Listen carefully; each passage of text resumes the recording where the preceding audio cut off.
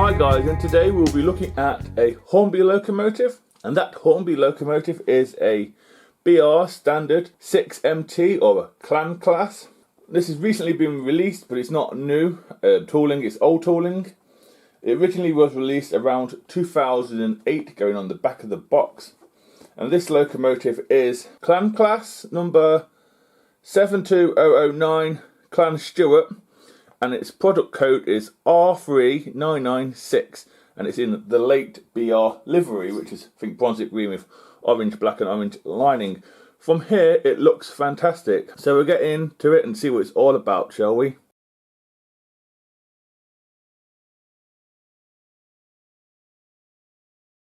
Starting off on the detail bag you get with this locomotive, you do get the brake rigging for the locomotive and the tender. You also get a leaflet in there to tell you how to change the wheel set underneath the cab. I believe the flangeless ones are on the loco and ones in the bag are flange ones, if that's correct. You also get a front coupling, some chain links, drain cocks and some other piping. You also get some air pipes for the front, or vacuum pipes as well. And you also get a little square thing, which I'm not too sure where that goes or what's it for. But you do get quite a lot to add. And Hornby have gave you a resealable bag, which is great. I do like it when they're resealable. As we move on to the front of the locomotive, we do get metal round sprung buffers, which is great, I guess. We do get some chain links already applied to the locomotive via the hook that's separately applied, which is great. Hornby have gone to that trouble of adding them and giving you some in the detail bag. We do get the gap down below where the front coupler should go, along with some irons to knock stuff off the tracks. The buffer beam and housing is in red, with quite a lot of rivets as well. There's also a hole on the buffer beam for some detail parts. As we move on up, we do get at least 3 lamp irons at the bottom, separately applied. We also get some smoke deflectors and handrails already added as well, separately applied. There's a few steps as well. There's 2 steps below the smoke box door. The door itself doesn't open or anything like that, but the hinges and stuff are black and moulded on.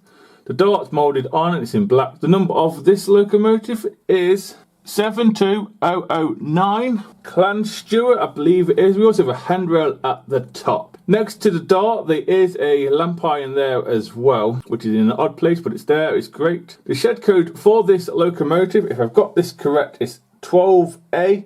And it's Carlisle Upperby or Carlisle Kingmore, or it could be Durham Hill. If I got that correct, that's what I think it is. We also have a SC for self-cleaning, I think. And then at the top we have the chimney as well. As we move on to the side of the locomotive, both sides of the locomotive are different. The other side does have, I think, some different piping and a toolbox where the reverser rod is. Round this side, yes, we do have the reverser rod. It is moulded and it is plastic. That is there, and needs some different piping as well. The wheel configuration for this locomotive is a 462. Most things on the rods are metal. There's a few plastic bits, but most things are metal. The cylinders themselves are lined, and they are bronze green with orange, black and orange lining. All the axles are all covered in black. The one underneath the cab is yellow, which is correct. And of course, it's in more of that piping. The delivery of the locomotive, it's bronze green with orange, black, orange lining on the boiler and on the chassis too.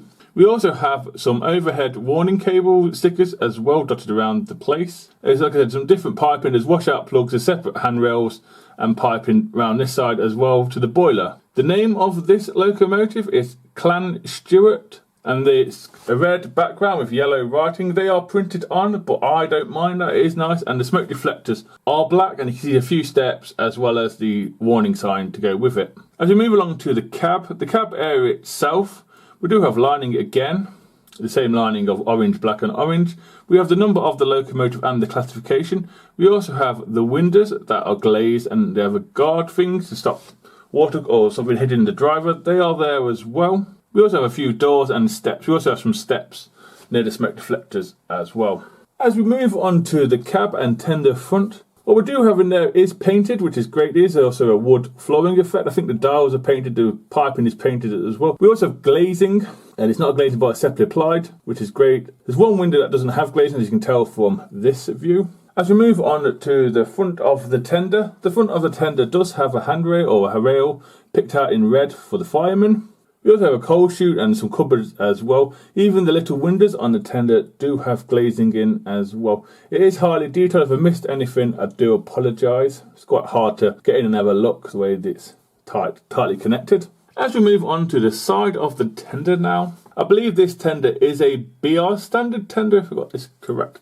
I could be wrong. Delivery for this tender is Brunswick green with orange, black and orange lining. Does have the lake crest crisply applied inside with all them rivets that you can see on the tender.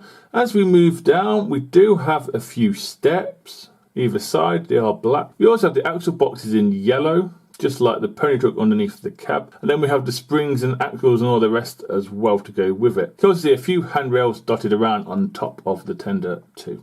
As we move on to the back of the tender does have round metal sprung buffers. It also has the coupling already added to, and there's some irons to knock stuff off the tracks. The buffer beam and housing is in red with a few rivets on there as well. There's a hole for some detail parts. The hook is separately applied and is in black and does not have any chain links added to it. As you move on up, the back of the tender's livery is Brunswick green with no lining. We do have at least 3 lamp irons down the bottom here. We also have, which looks like to be some sort of plaques for the water or coal load. We also have the electric warning signs as well. There is a ladder. Then we have a lamp iron at the top as well, which I think is there. And we also have a few handrails too.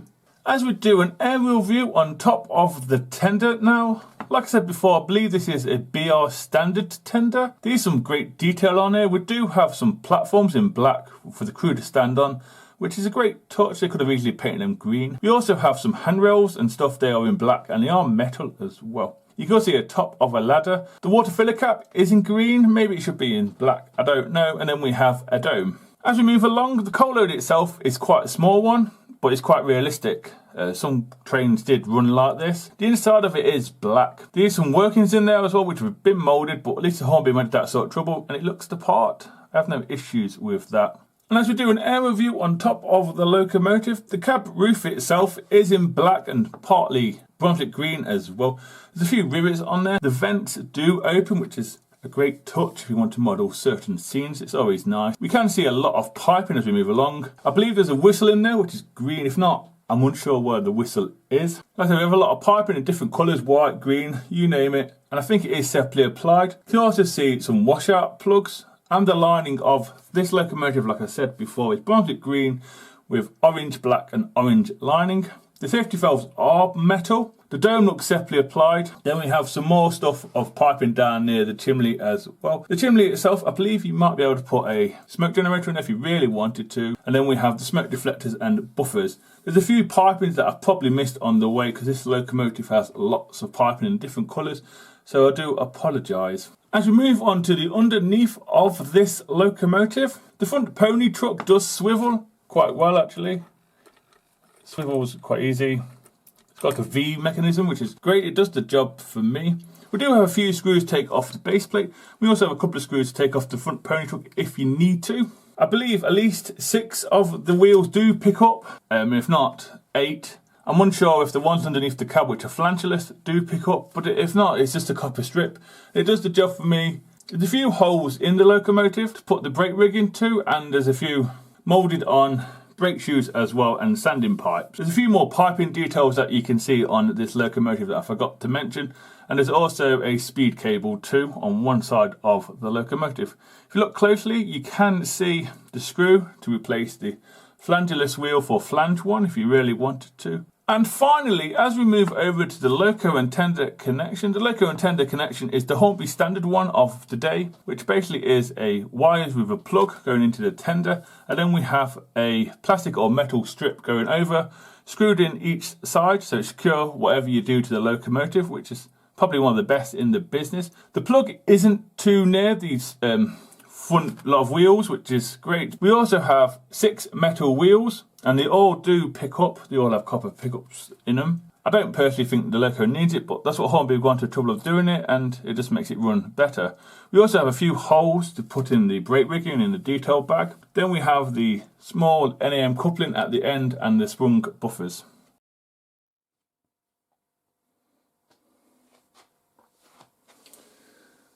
So yeah guys, that's it on the tracks. Next up will be the usual points test and second rate disc. I am curious if it will do second radius, being such a big locomotive with a fixed axle or pony truck at the back of the cab.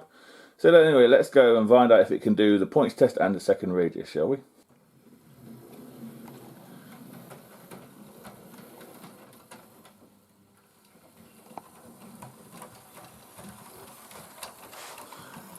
It's not too bad. That's 20 exactly, near enough. Stumbled a little bit, but most logos stumble on that part of the points.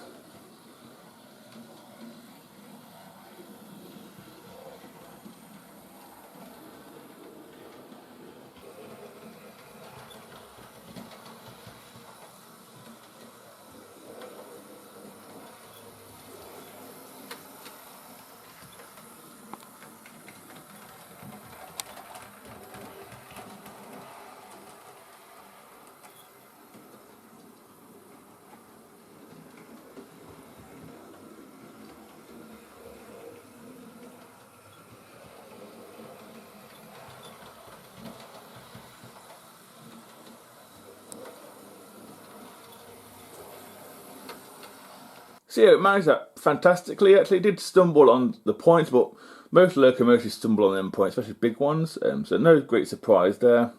Probably just my track. So it did second radius as well, which is fantastic, and it did it backwards as well without derailing on any of the points going backwards. So yeah, next up will be some slow speed, and we'll find it a train, and I'll see you at the end.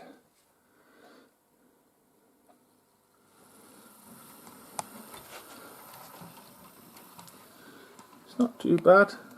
What's that, 19? That's quite good actually for DC.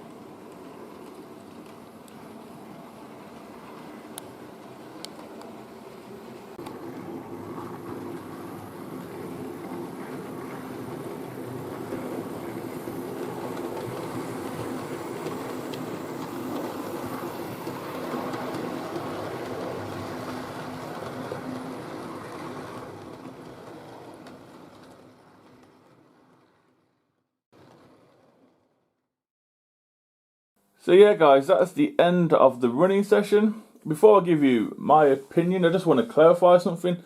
The dart on the front of the Locomotive is separately applied. Originally I said it was moulded, it's not. It's separately applied.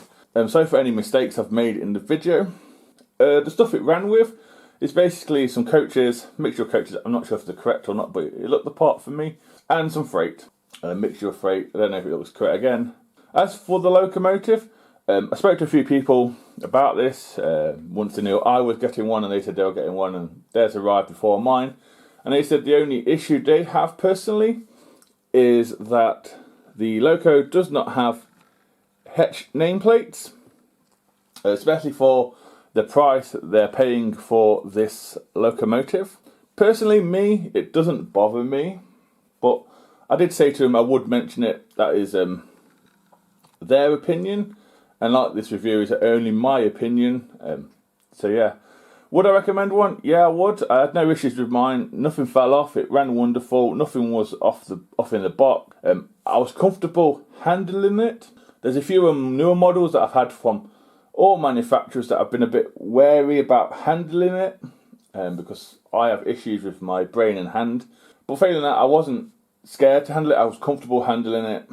I would highly recommend these. Like I said, it runs perfectly. No issues, wonderful over points, just second radius, never derailed, even go backwards. Wonderful livery, has been applied amazingly. I'd recommend to anybody actually, diesel fans, steam fans, it's the whole 9 works for me. It's a wonderful Locomotive. If I was to give a score, I'd probably give it 8.5 out of 10, but I don't do scores, so forget that. So yeah, I'd highly recommend these. The price is £195-ish, the new price anyway. But even so, for that price, yeah, it's worth it. It is a Pacific after all, and that is the Pacific sort of price that's been going around for a few years now. So anyway guys, I hope you enjoyed the video, and hopefully I will see you in the next one. So please take care.